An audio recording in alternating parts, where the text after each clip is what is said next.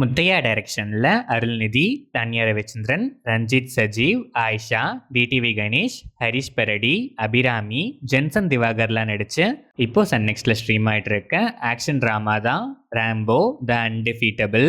House அரெஸ்ட்ல இருக்க ரஞ்சித் சஜீவுக்கு அகெயின்ஸ்டா தானியா ரவிச்சந்திரன் 2 நாள்ல சாட்சி சொல்ல வரலனா அவரோட ஹவுஸ் அரெஸ்ட்டை கேன்சல் பண்ணிடுவோம்னு ஜட்ஜஸ்லாம் கோர்ட்ல சொல்றாங்க.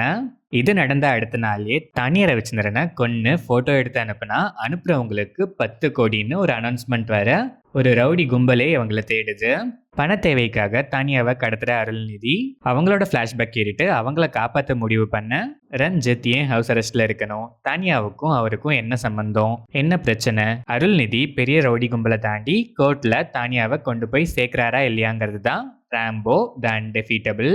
இந்த படத்தோட run time 1 hour and 49 minutes. படம் ஆரம்பிச்சதே அவுடேட்டட் சீன்ஸோட தான் ஸ்டார்ட் ஆச்சு. போக போக ஸ்க்ரீன் பிளே பெருசா எங்கேயுமே என்கேஜிங்காகவே இல்லை.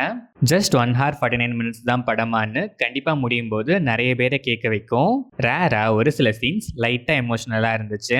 கிளைமேக்ஸ்லாம் ஹைலி ப்ரெடிக்டபிள். ஸ்டில் அதை தேவையில்லாத சீன்ஸோட இழு நிறுத்திருக்காங்க. அருள்நிதி ஓகேஷ் பெர்ஃபார்மன்ஸ். கேரக்டர் ஆர்க் கொஞ்சம் கூட இம்ப்ரெசிவாகவே இல்லை.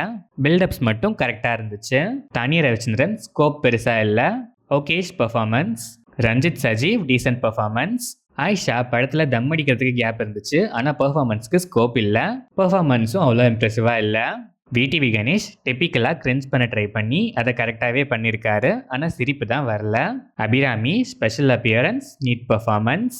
Harish Peradi, Jensen Diwakar and other ஆர்டிஸ்ட்லாம் டீசெண்டாகவே பெர்ஃபார்ம் பண்ணியிருக்காங்க. டெக்னிக்கலாக பார்த்தா சினிமாட்டோகிராஃபி டீசெண்டாக இருந்துச்சு. சாங்ஸ் அண்ட் பிஜிஎம் சிங்க்லெஸ்ஸாக இருந்துச்சு.